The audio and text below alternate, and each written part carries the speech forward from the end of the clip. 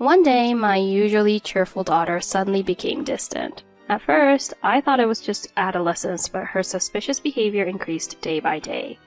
Then one night at 2 a.m., she suddenly woke me up and told me, "We need to escape from Dad."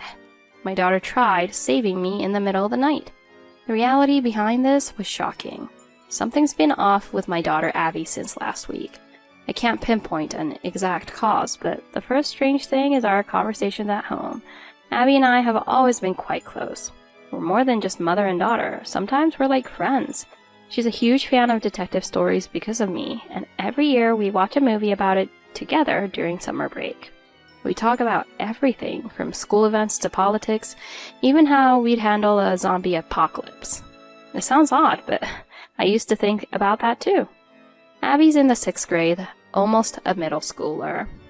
While some of my friends complain that their kids don't talk to them, Abby has always shared everything with me. But a few weeks ago, she suddenly stopped talking. "Abby, how was school today? Was it tough?" "Abby, are you okay?" Yeah, I'm fine." Her responses became terse, with sighs and annoyed looks. The more I asked, the more she snapped. "Just leave me alone." Her expressions grew darker, like a completely different person. I've never seen her like this before. Maybe it's just a phase? You know, teenage mood swings. Even I still have those days. But so suddenly? Can it start like flipping a switch? I remember gradually feeling irritated with my parents when I was about her age. If it's just a phase, that's fine. It's part of growing up. But there's more. The second issue is of her ignoring her father. She used to love hanging out with him, even hiding in his closet for fun. Now she avoids him like the plague, retreating to her room when he comes home. I thought it was a coincidence at first, but for 2 weeks now, it's been the same. It's intentional, I think. My husband's starting to notice too. "It's been a while since I've seen Abby's face. Is she avoiding me? Is this what a phase looks like?" He's taking it lightly, but seeing me worried, he suggested, "Maybe check her phone for clues." So I secretly looked through her phone, but found nothing suspicious in her messages or photos. Maybe I'm being too sneaky. Kids hate that, right?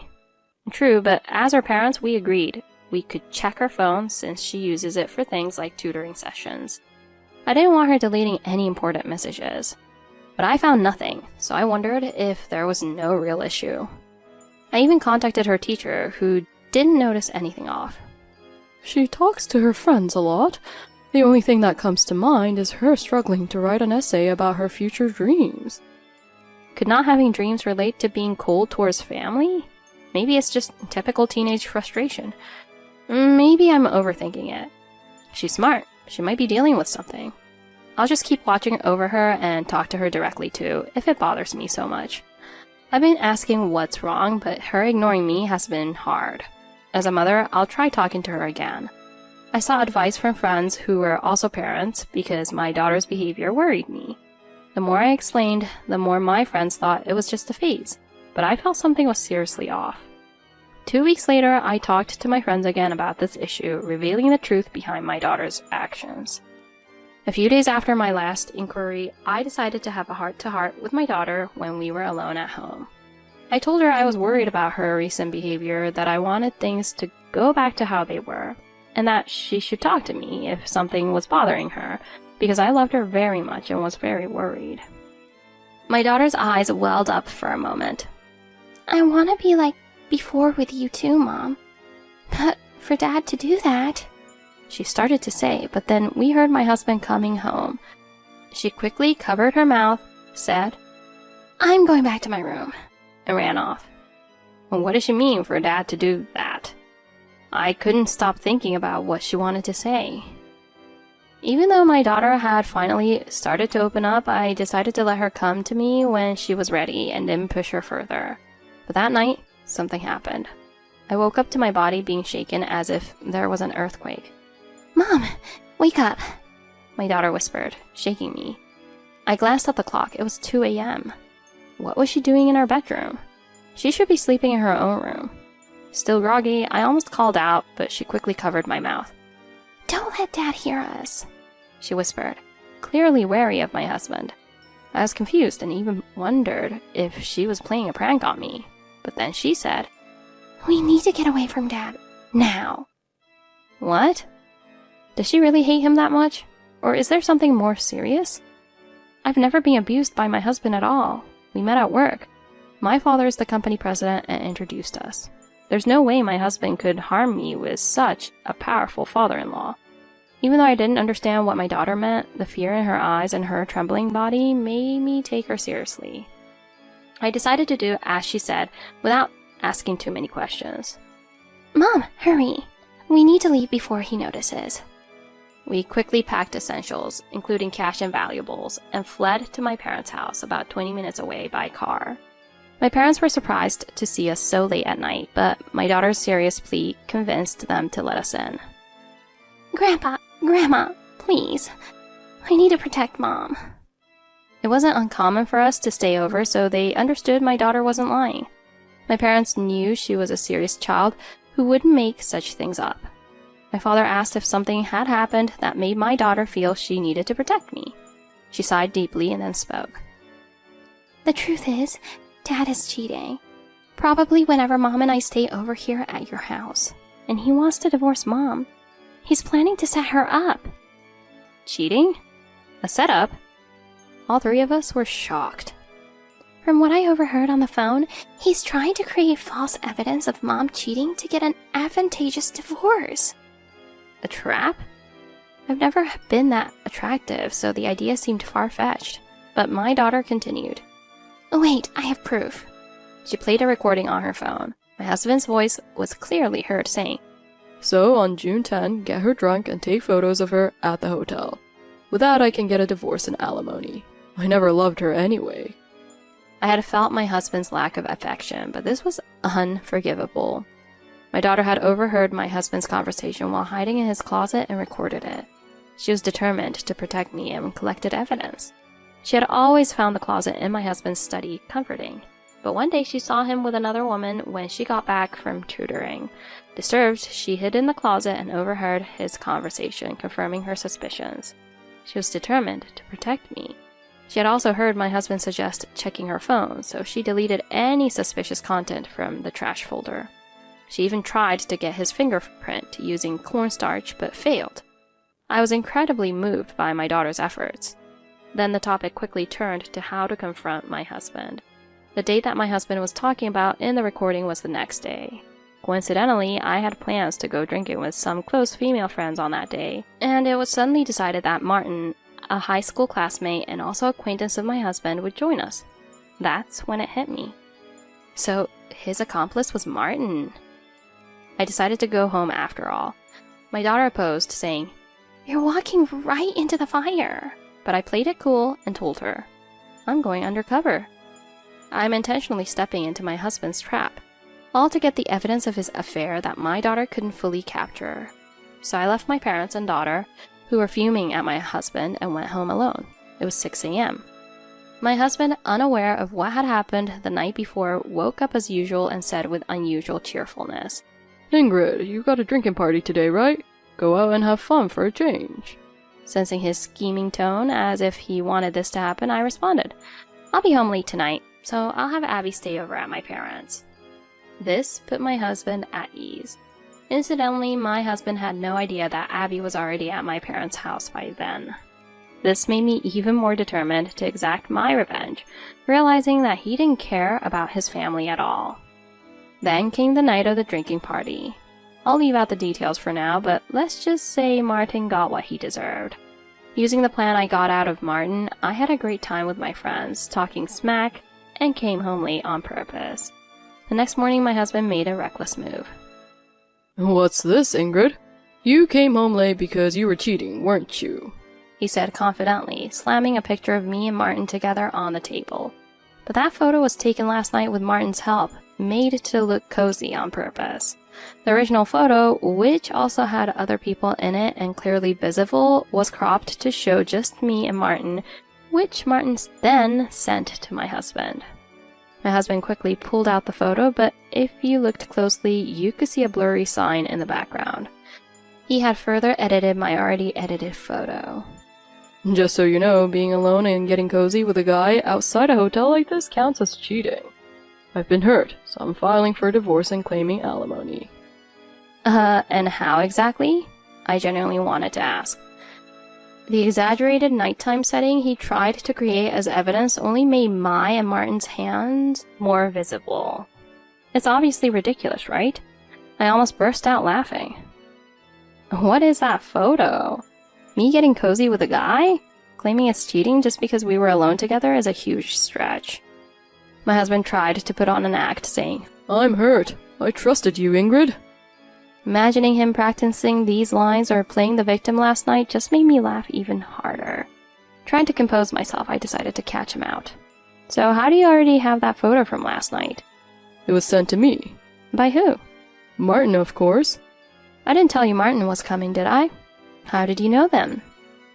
He flinched for a moment, but quickly recovered and denied everything.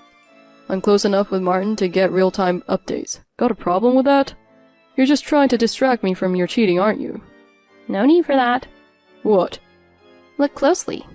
Both Martin and I have our hands visible in the photo. So what? Then, who took the picture? Here's proof we weren't alone. Cue dramatic sound effect. He had a split second of realization before returning to denial. Ugh, it was probably taken by a staff member at the bar. As my husband's confidence started to waver, I pulled out the real proof. Wrong.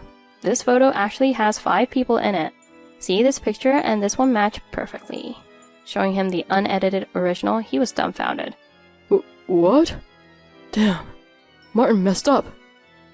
Scrambling to think of a way out, he finally conceded. If it's not cheating, then fine. Problem solved. Hold on. Nothing's solved. You accused me of cheating and didn't even apologize. Who edited that neon-lit background then? It wasn't me. It must have been you? Are you serious? I don't have any reason to do that, but you do, since you're the one cheating. At that moment, his body jolted. This was one of the few times he was actually honest. As I raised my voice, he blinked and flinched. I'm not cheating. Martin sent that picture to break us up. It's all his plot. As expected, he shifted the blame. Why don't we hear it from Martin himself? I said, opening the door. I opened the door calmly, revealing an angry Martin. After giving Martin a talking to last night, I told him to come over this morning, long before my husband would be awake. Martin had been standing there, freezing and furious from hearing my husband's words. Naturally, a fight broke out. So you're blaming me now? I felt guilty for sharing your info with Ingrid and the ladies, but I shouldn't have. So you turned your back on me? And you edited the photo? Edited? You asked for a cozy photo to be sent, remember? Shut up. They already know everything anyway. They know about your affair with the receptionist and your plan to frame Ingrid to get a divorce. You told them that too? Did you also mention the $2,000 I paid you to set her up? Oh, I didn't mention the amount. Oops. He covered his mouth, realizing he'd exposed himself. As he glanced at me, it was clear. He dug his own grave. And guess what? I recorded this whole argument on my phone. When they realized that I was looking at them like I was staring at cockroaches, they both turned pale. During our grilling of Martin the night before, he said that he helped out of loyalty and a bit of fear. But I thought to myself, who is he fooling? Martin didn't want to admit he did it for the money, scared of our questioning. Both Martin, who got lured by money, and my husband, who tried to manipulate with money, are the worst. Despite the presence of witnesses and nearly confessing, my husband kept fighting back. I admit I wanted a divorce, but I wasn't cheating. Martin lied about everything, he said, trying to defend himself. How about these messages and photos? I said, showing him the evidence of his infidelity from my phone. Sweating, he looked at me and asked, How did you get those? Let me explain. 1. I left a bottle of Coke on the table with a note saying good job today for my husband. 2. After drinking it, my husband fell into a deep sleep and I used his finger to easily unlock his phone. 3. I transferred the incriminating photos via AirDrop. Simple steps, really. Although Abby struggled to unlock it, I did it effortlessly. Making someone sleep is basic detective work, at least on crime shows. With this evidence, it was checkmate. No matter how much he tried to delete the photos from his phone, it was pointless now. I'm sorry. I'll pay the alimony. Just please don't tell your dad. No chance. He's already heard everything. Before the drinking party last night, I had collected the divorce papers and bought a bugging device, setting it up to send audio to my parents' house. My parents and daughter wanted to keep tabs on the situation. No way. My husband crumbled as I handed him the divorce papers, bringing this saga to an end. And by the way, Martin has a fiancée. When I told him I'd be informing her about this, he collapsed to his knees, just like my husband. Even after all the corporation, I had no intention of forgiving anyone. Thanks to my daughter's insight and detective skills, I was able to preempt my husband's affair. A few weeks later, the divorce went through successfully. Now, for the aftermath of my ex-husband's downfall, as expected, he lost his job. My father, the company president, heard the entire conversation. My ex-husband was also disowned by his parents.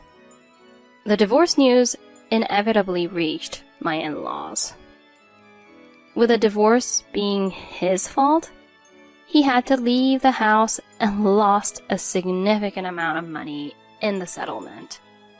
Financially ruined, he began to spiral into depression. A brief explanation, but yes, it's hell for him. Losing his job, home, and money, he also lost his relationship with a woman he cheated with. Her company was one of our clients, and the affair became public knowledge. She lost her job, became the subject of gossip, and moved to another city. I received the alimony in a lump sum and didn't care about her anymore. On the bright side, my daughter discovered her passion for detective work from this experience. She dreams of becoming an excellent detective and helping people. She even wrote about it in her graduation essay. With the negative influence of my husband gone, she's back to her cheerful self. We're looking forward to living happily together. As for Martin, he got dumped by his fiancée. That's all for now. I hope my daughter becomes a great detective.